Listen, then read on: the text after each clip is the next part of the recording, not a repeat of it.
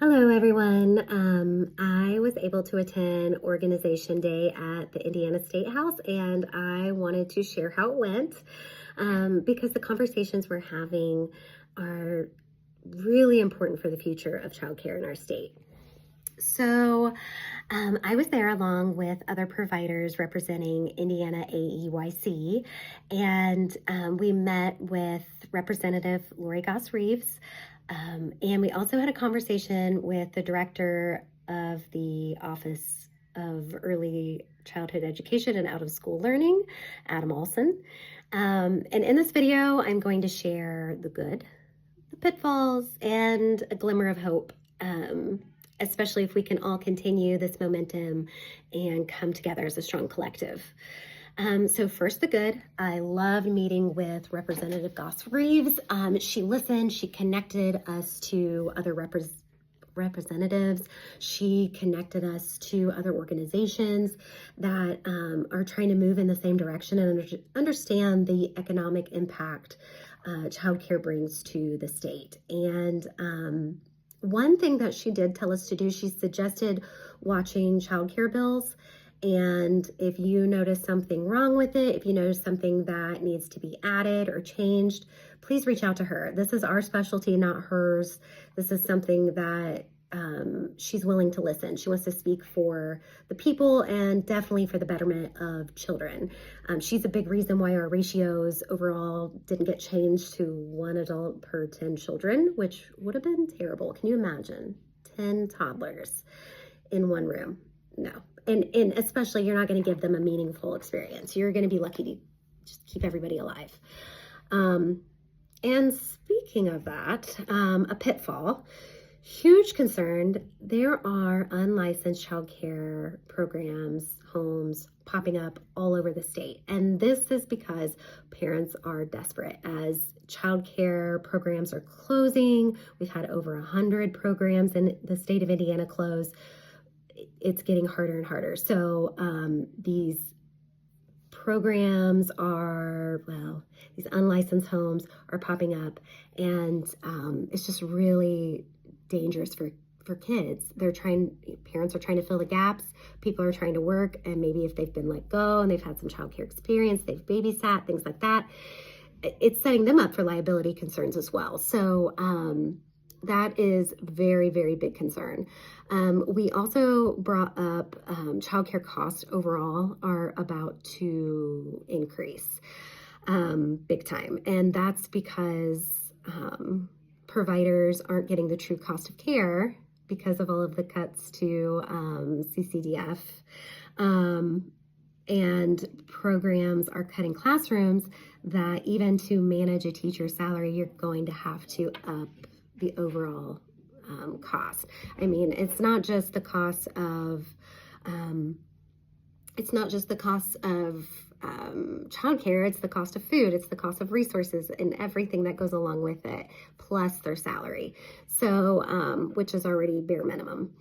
And this ripple effect is happening across the state of Indiana. And another ripple that's a pretty big ripple is the foster families are already, we're just kind of in desperate need already for foster families in Indiana. And now our families are not getting childcare that they need. They're just on hold, and these families need to work. So they are not able to, continue with foster care. So we are going to see a mass exodus of that. And once upon a time, we were essential here in Indiana with COVID. But now many legislators don't seem to understand the typical Hoosier reality that parents need to work. And childcare is what makes that possible. And knowing that childcare is a small business and supporting small businesses is very important. And caring for and educating young children is a specialized skill. It's not babysitting, it's not optional, it's not extra. Many additional supports like first steps are involved, and they incorporate physical therapy, occupational therapy, speech therapy, and just overall kindergarten readiness skills. I mean, children don't just magically appear at 5 years old. 0 to 5, that's when they're gaining all of those kindergarten readiness skills. And while mom and dad work, and that's important. It's important to be read to. It's important to feel love and know how to cope and regulate. And when all of these programs run out of compliance and out of their homes, where nothing is being checked on, they're not licensed at all. Basically, that's malpractice with our most precious resource, which is children. And yet the system is pushing providers into impossible corners right now. Now here's the part that surprisingly gave me hope. Our conversation with Adam Olson, the director of OE Castle, went well. I'm going to say that. It went well. He had a rough reputation, a rough go with providers in the beginning because he put out a statement saying he had to choose between providers or children, and that he was going to choose children, which we all know, if you're watching this, this is not the case at all. We're on the same team. We're on the same side. And a lot of us felt put in opposition. We told him that. We told him how he felt. The ladies with me were doing a great job explaining it. And we let him know why we were there. And he listened. He took it. He understood. And he understood why we felt that way. He asked questions. He seemed to care. I was skeptical, but he genuinely seemed to care. And I know, too, he was just hired in February with a job that can't be easy when funding is cut the way it was.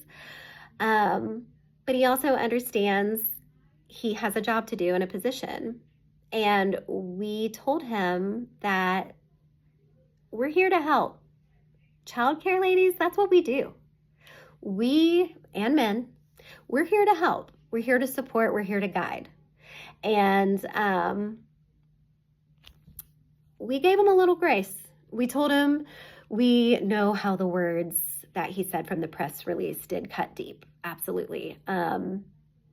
Others talked about how communication is key. We weren't communicated with.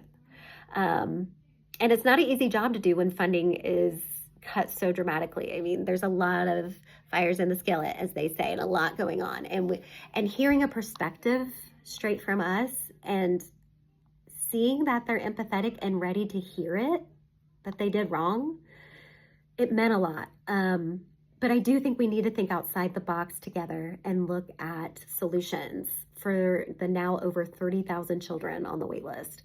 And he mentioned he was ready to reach out to INAYC for ideas. And, I kind of thought, oh, that's great. It went well. It went okay. But today he actually did reach out to the executive director and said that he had an encouraging conversation with our group at the Statehouse. And that meant a lot because I know it was not an easy conversation. A lot more tough conversations are going to need to be had. A lot more awareness is going to need to be brought to the table. And videos like this, experiences like this, I think are really important. Talking to your legislator, putting the information out there, but also being willing to listen and being willing to let down your guard a little to come up with new ideas is an opportunity for new ideas. So I feel like momentum is building. People are starting to pay attention, and please don't give up. And I hope this message was encouraging to keep going, keep doing what you're doing for children, because it does mean a lot. And keep putting your voice out there, and let's just make it one collective for the greater good. Thanks for listening.